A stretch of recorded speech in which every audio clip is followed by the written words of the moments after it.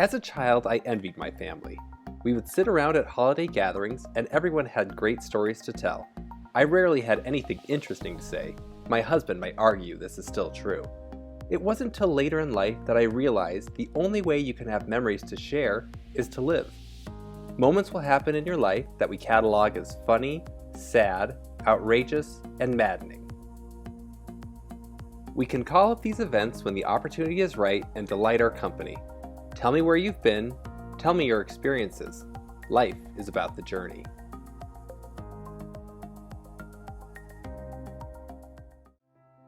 Today we'll be exploring Berlin, Germany. Berlin is the capital and largest city in Germany. With a population of 3.7 million, it's also the largest city in the European Union. First settled in the late 12th century, it was officially founded in 1237. Berlin is its own state surrounded by the state of Brandenburg. Just picture DC surrounded by Virginia and Maryland. The River Spree runs through it. German history is extensive. To understand it in detail would require a series of its own. We'll explore the history as it relates to Berlin and Brandenburg, as these are essential to the future of the country. The city started out as its own kingdom, the Margravate of Brandenburg. In 1701, the Kingdom of Prussia is formed after a union with the Duchy of Prussia. In 1871, Germany unifies into a single country, and at this point the German crown is tied to the Prussian crown. Here we get the Kaisers of Germany: Wilhelm I, Frederick III, and Wilhelm II, whose involvement in World War I leads to the end of the empire. Just outside of Berlin is Potsdam, the capital state of Brandenburg.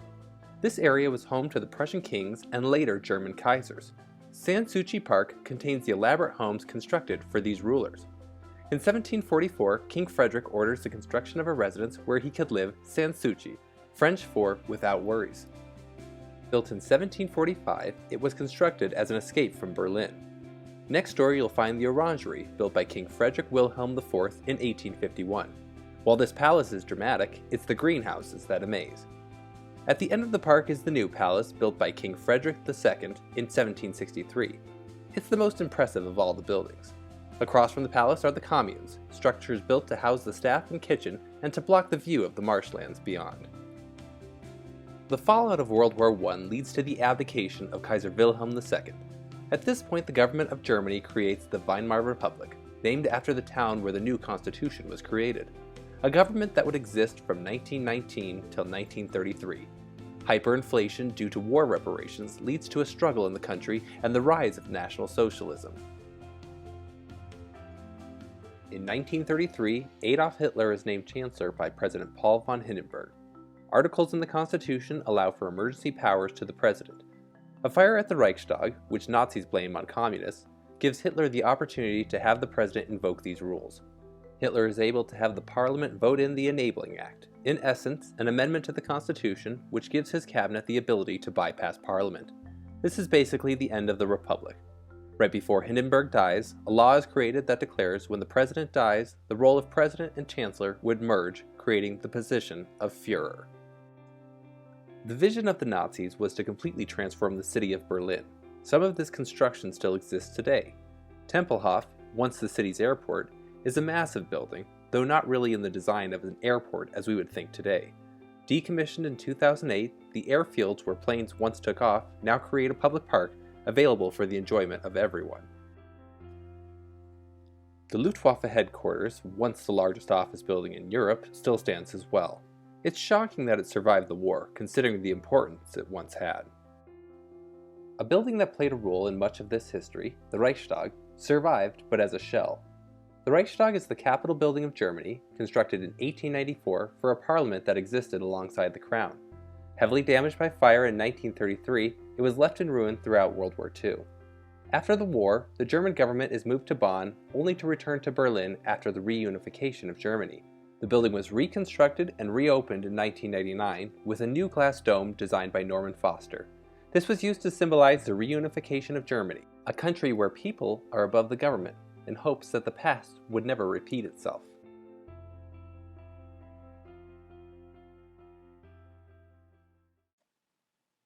"22 miles north of Berlin is one of the Nazi concentration camps, Sachsenhausen. a camp which initially held political prisoners starting in 1936. At the entrance is the phrase used at many of the camps, translating to "work sets you free." No building from the Nazis have been rebuilt. A barrack destroyed by arson in 1992 was preserved in 1997 to keep the damage, an effort to remind people that hatred still exists. The camp was used to perfect killing methods, and more than 30,000 inmates died just as a result of the living conditions. After the war, the Soviets took over the camp, where they also used it to house political prisoners. 60,000 prisoners were held over 5 years, with 12,000 dying of malnutrition. After the camp closed, the German Democratic Republic turned it into a memorial, building a monument to the Soviets. A separate museum is dedicated to this period on the site. 160,000 Jewish people lived in Berlin in 1933, with just 8,000 after the war.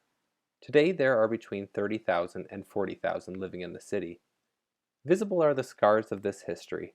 At the new synagogue, once the main synagogue for the city, constructed in 1859, only a shell remains after the destruction from the war. Throughout the city you'll encounter Stolperstein, which translates to stumbling stone. Started as an art installation, these brass plates include the name, life date, and ultimate fate of a person before they fell victim to the Nazis. They're located at the last known residence or sometimes work of the person. They commemorate Jewish, homosexuals, mentally disabled, and Communist Party members, to name just a few of the many victims of the Nazis. At a nondescript parking lot, you'll find the space that formerly held the Führer bunker, the site where Hitler commits suicide, and with it, the end of the Reich. Nearby is the Memorial to Murdered Jews of Europe, constructed from 2003 till 2004 and designed by Peter Eisman, a 200,000 square foot site covered with 2,711 stela, or concrete slabs. They vary in height from just under 8 inches to over 15 feet. The memorial is open to interpretation. Maybe it's a graveyard, or the rise and fall of the Third Reich. Perhaps it's meant to cause confusion or disorientation. Is it a representation of darkness against the light? Some say it doesn't take responsibility or ignores the victims, but it does have an impact. Traveling to Germany and Berlin, I expected a past link to World War II. Most of our education on this area is linked to it. Without a doubt, the scars are still there. Areas of the city are still damaged with bullet holes or the shells of once grand structures. But not surprisingly, the destruction of World War took with it much of the history of the city. What was left had to be reconstructed and created anew. What did surprise me was a city with a much greater link to the Soviets than I ever realized. After the war, the allies of France, England, the United States, and the Soviet Union divided Germany into 4 administrative zones. The Western Allies merged to become the Federal Republic of Germany, while the Soviets create the German Democratic Republic. Berlin as a capital city is divided as well, but the city exists entirely in the east. The city and country faced a problem of immigration to the west, and in 1948 the Soviets instituted the Berlin blockade. People, food, and supplies were not allowed to arrive in Berlin by land routes.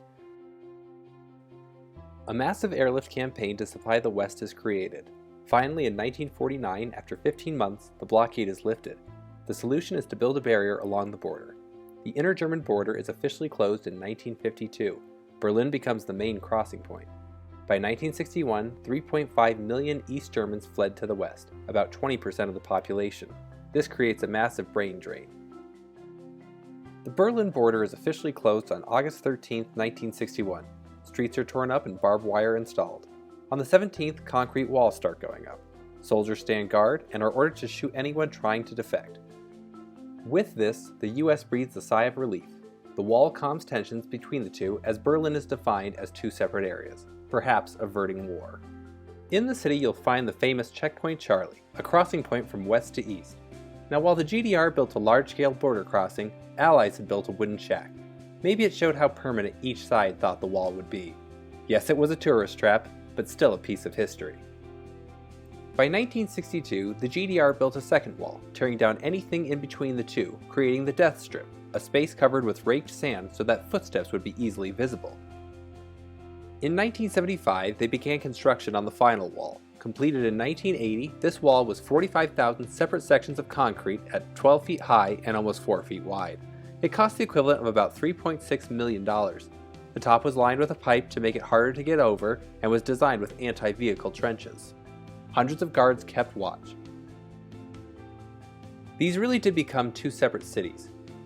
Common to the themes of a Soviet world, people grew up in what the government would deem a workers' paradise. Tower blocks of government housing lined the streets. Karl Marx LA was built as a grand Soviet boulevard. I imagine the city's elite must have lived here. Occasionally you'll still encounter a Trabant, a vehicle made in the GDR as more or less the same car from 1957 till 1990.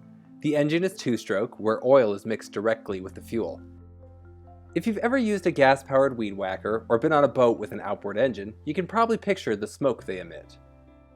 Our hotel was near Alexanderplatz, which is a city center close to the border. Once the jewel of the GDR, a 1,207-foot TV tower was constructed as an icon. Of course, did it serve another purpose, to monitor the West? Throughout Berlin you'll find the Ampelmann. This was the East German walking signal that became so popular it's now the standard for crosswalks in the city. In 1989, Poland's communist government fell. Shortly after, the Hungarian government begins dismantling their fences along the Austrian border, and visiting East Germans flee to Austria to go to the west. The East German government starts to falter. Longtime leader Erich Honecker resigns on November 9, 1989. New leadership decides to allow travel between East and West, but with restrictions, which will start the following day. Günter Schabowski, spokesman for the leadership, holds a press conference to discuss a variety of new regulations, and last minute is given the travel information, but with no other details. After he reads the announcement, a reporter asks when the new travel regulations will take effect. Without being given any additional information, he said immediately. People began amassing at the border crossings. Government officials either refused to make a decision as to what to do or were unreachable, and with that, the borders were finally open. We happened to arrive as the city was celebrating the 30th anniversary of the fall of the wall, and all around the city you were met with remnants of the structure.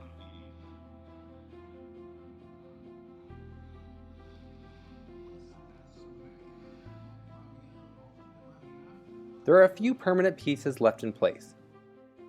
The East Side Gallery, created in 1990, has 105 murals painted after the fall.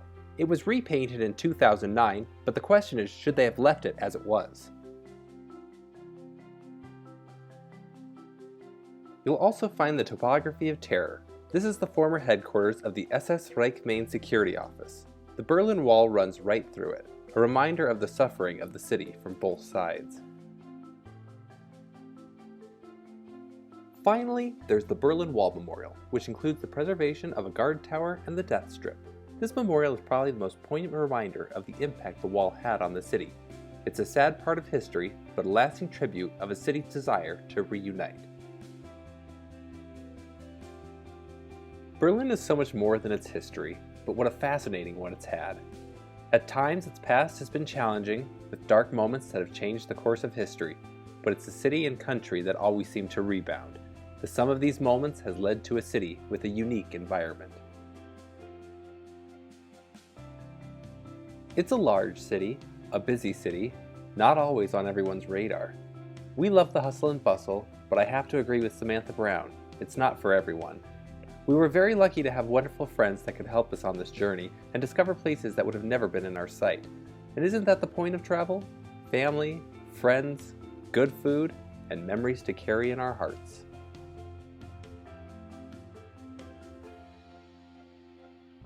If there's one thing we struggle with on a trip, it's food. Restaurants are just about the only thing that intimidates me on a vacation. Not knowing a foreign language fluently will keep some restaurants at a distance. Luckily on this trip we had friends to help guide and do some of the ordering for us. No cats on this journey, so for now, enjoy some food.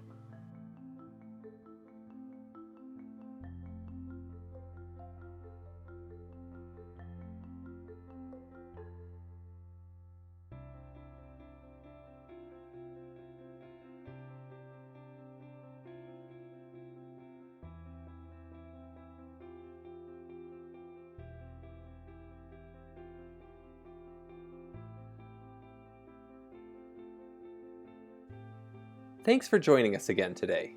If you have any questions, please leave them in the comments section. We look forward to sharing another destination with you soon.